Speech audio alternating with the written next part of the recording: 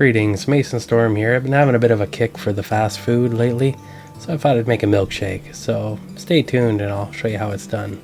Today we're going to be using a 1/4 cup of chocolate chunks, some cherries, half a cup of milk, 1 cup of ice cream, a 1/4 cup of protein powder, 1 cup of heavy cream, and some sugar. Probably about a tablespoon or so. And to begin our process, here we go. Got out the old hand mixer. We're just going to assemble that real nice and quick. If you don't have a hand mixer like this, you could use a wooden spoon or a whisk. Probably a wooden spoon because a whisk would just clog up.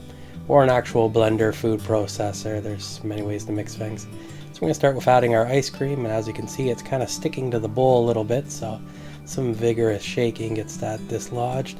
And then once we have our ice cream in, then it's simply a matter of tossing in our milk and then the rest of our ingredients. So we're going to throw in our chocolate chunks and our protein powder.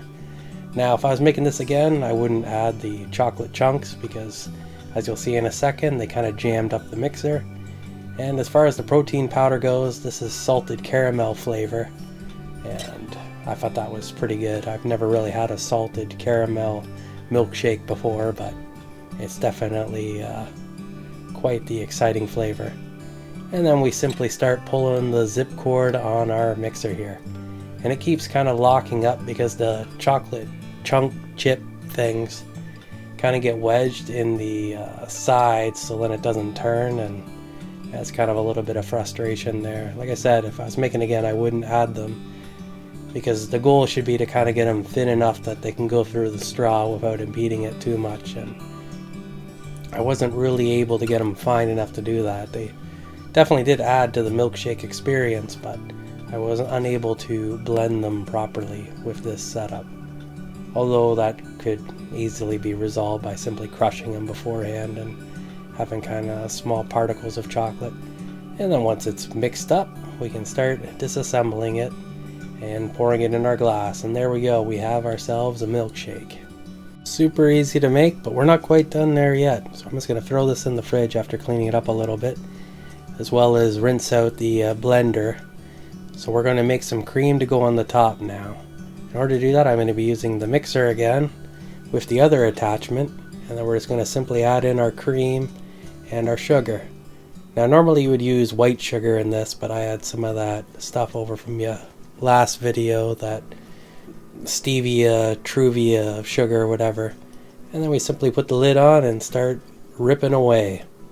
And then we're going to realize that 1 cup is not enough, so we're going to add some more cream to it. And the thing with whipped cream is you can usually make more and use it for something else. And this mixer really makes the whipping process quite easy. It's pretty fast. So now we're going to pour our finished whipped cream on the top of our shake, and then we can add our cherries on top afterwards. And the whipped cream with that sugar really turned out really well. I'm surprised I never tried making it like that before, because it was just the perfect level of sweetness, which is kind of hard to do with making whipped cream, but that's not really the focus of this video. So there you go. That is our fantastic shake. It's quite easy to make, pretty delicious, and you can really fine-tune it any way you want. So you don't have to go anywhere fancy to get yourself a good shake. So let me know in the comments below you make your milkshakes. And if you like my content, please like and subscribe, and until next time, stay awesome.